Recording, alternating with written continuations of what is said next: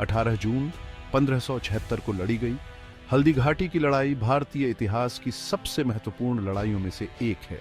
ये मुगल शासक अकबर और मेवाड़ के महाराणा प्रताप सिंह के नेतृत्व वाली राजपूत सेना के बीच एक भयंकर संघर्ष था। यह युद्ध वर्तमान राजस्थान में उदयपुर के पास हल्दी घाटी के संकर पहाड़ी रास्ते में लड़ा गया था। यह लड़ाई केवल क्षेत्रीय नियंत्रण के लिए संघर्ष नहीं थी, यह विचारधाराओं का टकराव था, भारी विपरीत परिस्थितियों के खिलाफ प्रतिरोध का। महाराणा प्रताप राजपूत वीरता और स्वतंत्रता के प्रतीक मुगल साम्राज्य की ताकत के खिलाफ खड़े थे। उन्होंने अकबर की अधीनता की मांगों के आगे झुकने से इनकार कर दिया। हल्दी घाटी का युद्ध हालांकि महाराणा प्रताप के लिए एक सैन्य हार थी, उनके साहस, दृढ़ संकल्प और राजपूत शौर्य की भावना का प्रमाण बन गया। यह एक ऐसी कहानी है जो पीढ़ियों को प्रेरित करती रहती है, विपत्ति के सामने बहादुरी और अटूट संकल्प की कहानी। हल्दी घाटी के युद्ध के महत्व को समझने के लिए ऐतिहासिक संदर्भ में जाना आवश्यक है। उदयपुर में अपनी राजधानी के साथ मेवाड़ राज्य का एक लंबा और गौरवपूर्ण इतिहास रहा है। मेवाड़ के शासक सिसोदिया राजपूत अपनी वीरता और विदेशी शासन के प्रति कड़े प्रतिरोध के लिए जाने जाते थे। सदियों से उन्होंने दिल्ली सल्तनत से लेकर शुरुआती मुगलों तक आक्रमणकारियों के खिलाफ अपनी भूमि की रक्षा की थी। प्रतिरोध की यह भावना मेवाड़ के सांस्कृतिक लोकाचार में गहराई से इंग्रेन्ड थी और महाराणा प्रताप इस अदम्य भावना के अवतार के रूप में उभरे। जब अकबर मुगल सिंहासन पर बैठा तो उसने पूरे भारतीय उपमहाद्वीप को अपने अधीन लाने के उद्देश्य से विस्तार की नीति शुरू की। हालांकि राजपूत जो जमकर स्वतंत्र थे और अपनी विरासत पर गर्व करते थे, अकबर की महत्वाकांक्षाओं के लिए एक दुर्जेय चुनौती पेश करते थे। तीसरे मुगल बादशाह अकबर एक चतुर शासक और एक शानदार सैन्य रणनीतिकार थे। वह समझ गया था कि एक स्थिर और स्थायी साम्राज्य स्थापित करने के लिए उसे राजपूत शासकों को जीतना होगा, जो जनता के बीच सम्मान और वफादारी का आदेश देते थे। अकबर ने उन राजपूत शासकों को वैवाहिक गठबंधन और सत्ता के पदों की पेशकश करते हुए एक समझौता और कूटनीति की नीति अपनाई, जिन्होंने मुगल अधिकार के आगे नतमस्तक हो गए। कई राजपूत राज्य शक्तिशाली मुगल सेना का विरोध करने की निरर्थकता को पहचानते हुए अकबर के साथ गठबंधन में प्रवेश करना, अपनी स्थिति सुरक्षित करना और एक हद तक स्वायत्तता बनाए रखना पसंद करते थे। हालांकि मेवाड़ के महाराणा प्रताप ने अपने सिद्धांतों से समझौता करने से इनकार कर दिया। उन्होंने अकबर के गठबंधन के प्रस्ताव को अपनी स्वतंत्रता के लिए एक घूंघट के रूप में देखा, एक ऐसा समझौता जो मेवाड़ की सॉवरेंटी के एसेंस को कमजोर कर देगा। प्रस्तुत करने से इनकार ने उस महाकाव्य संघर्ष के लिए मंच तैयार किया जो हल्दी घाटी में प्रकट होना था। मेवाड़ के शासक महाराणा प्रताप सिंह अपार साहस और अटूट दृढ़ संकल्प वाले व्यक्ति थे। उन्हें अपनी राजपूत विरासत पर स्वतंत्रता और गर्व विरासत में मिला था। उन्होंने अकबर के आगे झुकने से इनकार कर दिया, तब भी जब उनके कई साथी राजपूत शासकों ने मुगल बादशाह के साथ शांति बनाने का फैसला किया था। प्रताप केवल अवज्ञा की भावना से प्रेरित नहीं थे, वह एक सिद्धांत के लिए लड़ रहे थे, अपने लोगों को बाहरी प्रभुत्व से मुक्त रहने के अधिकार के लिए। उन्होंने उस खतरे को पहचाना जो मुगल विस्तारवाद ने राजस्थान के सांस्कृतिक और राजनीतिक परिदृश्य के लिए उत्पन्न किया था और अपनी पूरी ताकत से इसका विरोध करने की कसम खाई थी। अकबर की मांगों के आगे झुकने से उनका इनकार लापरवाही का कार्य नहीं, बल्कि कैलकुलेटेड जोखिम था, जो उनके कारण की धार्मिकता में अटूट विश्वास पर आधारित निर्णय था।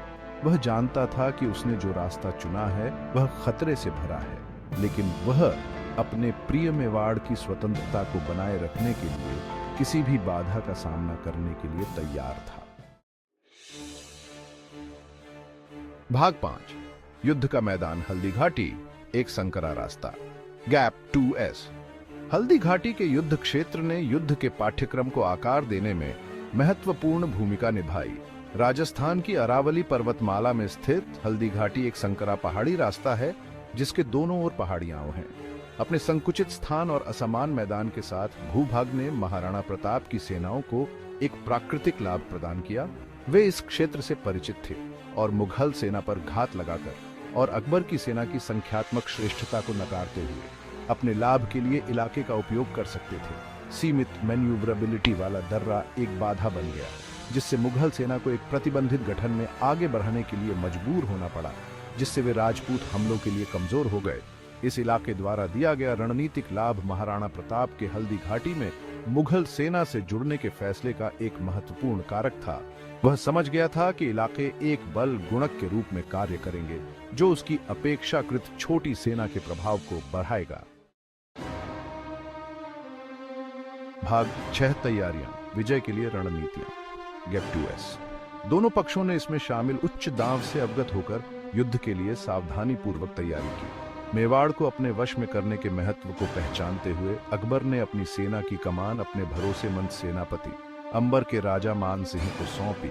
मुगल सेना एक दुर्जय सेना, जिसमें पैदल सेना, घुड़सेना और हाथी शामिल थे, जो तोपों और बंदूकों से लैस थे, राजपूत सेनाओं से काफी अधिक थी। दूसरी ओर महाराणा प्रताप ने अपने राजपूत सरदारों और वफादार अनुयायियों को एक छोटी लेकिन दृढ़ सेना इकट्ठा करते हुए लामबंद किया। उन्होंने अपने लाभ के लिए इलाके का उपयोग करते हुए छापरीला युद्ध रणनीति पर ध्यान केंद्रित किया और मुगल सेना की ताकत का मुकाबला करने के लिए अपनी घुड़सेना की गति और चपलता पर भरोसा किया। उसने अपनी सेना को छोटी छोटी टुकड़ियों में विभाजित कर दिया। रणनीतिक रूप से उन्हें दर्रे के आसपास की पहाड़ियों में तैनात कर दिया, जो AI सरप्राइज हमले शुरू करने और मुगल लाइनों को बाधित करने के लिए तैयार थे। उनकी रणनीति मुगल सेना की कमजोरियों का फायदा उठाते हुए उनकी संख्यात्मक श्रेष्ठता को नकारने के लिए इलाके का उपयोग करने के इर्द गिर्द घूमती थी। भाग 7। युद्ध का दिन, एक भयंकर मुठभेड़। Gap 2S। 18 जून 1576 को राजा मानसिंह के नेतृत्व में मुगल सेना के हल्दी घाटी दर्रे में आगे बढ़ने के साथ युद्ध शुरू हुआ। आसपास की पहाड़ियों में रणनीतिक रूप से तैनात राजपूत सेनाओं ने आगे बढ़ा रही मुगल सेना का तीरों और चट्टानों के साथ मुकाबला किया, जिससे उनके रैंकों में अराजकता और भ्रम पैदा हो गया। शुरुआती राजपूत हमले ने मुगल सेना को हैरान कर दिया, उनके फॉर्मेशनों को बाधित कर दिया और भारी हताहत किया। संकरा रास्ता, जिसे राजपूतों के लिए एक नुकसान माना जा रहा था, मुगल सैनिकों के लिए मौत का जाल बन गया, जो पहाड़ियों पर तैनात राजपूत तीरंदाजों की गोलीबारी में फंस गए थे। दोनों पक्षों के बीच घंटों तक युद्ध चलता रहा, जिसमें दोनों पक्ष अटूट निर्भरता के साथ लड़ रहे थे। मुगल सेना भारी नुकसान झेलने के बावजूद आगे बढ़ी। उनकी बेहतर संख्या और मारक शक्ति ने धीरे धीरे संकट को अपने पक्ष में कर लिया। राजपूत हालांकि संख्या में कम थे, उस साहस और दृढ़ संकल्प के साथ लड़े जो उनके नाम का पर्याय बन गया था। भाग 8। महाराणा प्रताप की वीरता, एक राजा और उसका वफादार घोड़ा। Gap 2S। युद्ध के मैदान में अराजकता और रक्तपात के बीच महाराणा प्रताप ने अनुकरणीय साहस और नेतृत्व का परिचय दिया। अपने वफादार घोड़े चेतक पर सवार होकर उन्होंने अटूट दृढ़ संकल्प के साथ अपने आदमियों का नेतृत्व किया। उनकी उपस्थिति ने उनके सैनिकों को नए जोश के साथ लड़ने के लिए प्रेरित किया। वह युद्ध के घेरे में डूब गया। उसका भाला और तलवार घातक सटीकता के साथ अपना निशान ढूंढ रहे थे। चेतक, उसका वफादार घोड़ा, उसकी इच्छा का विस्तार बन गया। सहजता से युद्ध के मैदान में घूम रहा था, अपने स्वामी को दुश्मन की तर्ज पर ले जा रहा था। युद्ध की सबसे स्थायी छवियों में से एक महाराणा प्रताप की है, जो चेतक पर सवार होकर मुगल कमान के दिल पर प्रहार करने के लिए दृढ़ राजा मानसिंह की ओर बाराच रहे हैं। चेतक अपने पैर में तीर लगने के साथ महाराणा के भागने के बाद अपने स्वामी को सुरक्षित स्थान पर ले गया।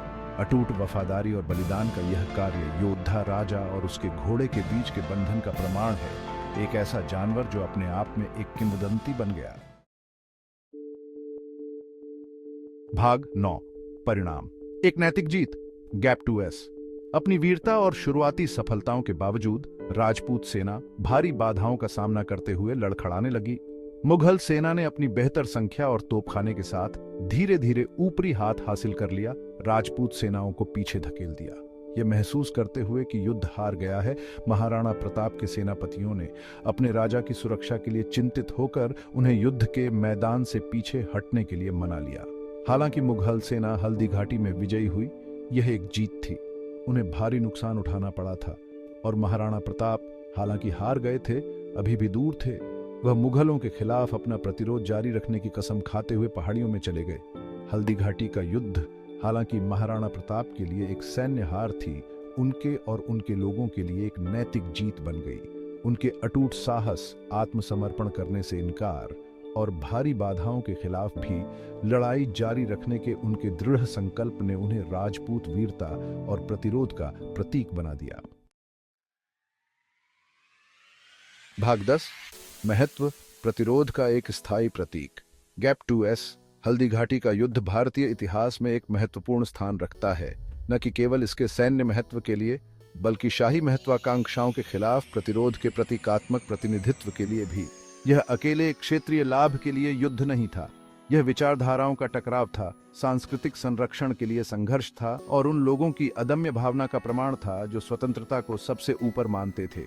महाराणा प्रताप अपने अटूट प्रतिरोध के माध्यम से राजपूत वीरता और स्वतंत्रता की भावना के प्रतीक बन गए। उन्होंने दिखाया कि भारी बाधाओं का सामना करने पर भी व्यक्ति को कभी भी अपने सिद्धांतों को नहीं छोड़ना चाहिए या अपनी स्वतंत्रता से समझौता नहीं करना चाहिए। हल्दी घाटी का युद्ध भारत की पीढ़ियों को प्रेरित करता रहता है, उन्हें साहस, दृढ़ संकल्प और जो सही है उसके लिए लड़ने की इच्छा के महत्व की याद दिलाता है, तब भी जब उनके खिलाफ बाधाओं को खड़ा किया जाता है। हल्दी घाटी की विरासत न केवल इतिहास की किताबों में बल्कि लोगों के दिलो दिमाग में भी जीवित है, जो स्थायी मानवीय भावना का प्रमाण है, जो विपत्ति से घबराने से इनकार करती है। भाग 11। निष्कर्ष, हल्दी घाटी की विरासत। Gap 2S। हल्दी घाटी का युद्ध मेवाड़ और भारत के इतिहास की एक महत्वपूर्ण घटना थी। इसने महाराणा प्रताप और उनकी राजपूत सेनाओं के साहस और दृढ़ता का प्रदर्शन किया, जिन्होंने मुगल सेना के खिलाफ बहादुरी से लड़ाई लड़ी। हालांकि एक सैन्य हार, हल्दी घाटी राजपूतों की अदम्य भावना और उनकी भूमि और उनकी स्वतंत्रता के प्रति उनकी अटूट प्रतिबद्धता का प्रमाण बन गई। महाराणा प्रताप और हल्दी घाटी के युद्ध की विरासत पीढ़ियों को प्रेरित करती रहती है, हमें साहस, दृढ़ संकल्प और स्वतंत्रता की लड़ाई के महत्व की याद दिलाती है। यह हमें सिखाती है कि प्रतिकूल परिस्थितियों में भी व्यक्ति को अपने सिद्धांतों का त्याग नहीं करना चाहिए और न ही अपने आदर्शों से समझौता करना चाहिए। हल्दी घाटी की कहानी सिर्फ एक लड़ाई की कहानी नहीं है जो लड़ी और हार गई। यह मानवीय साहस, लचीलापन और स्वतंत्रता की अटूट भावना की कहानी है, जो आज भी लोगों के साथ गूंजती है।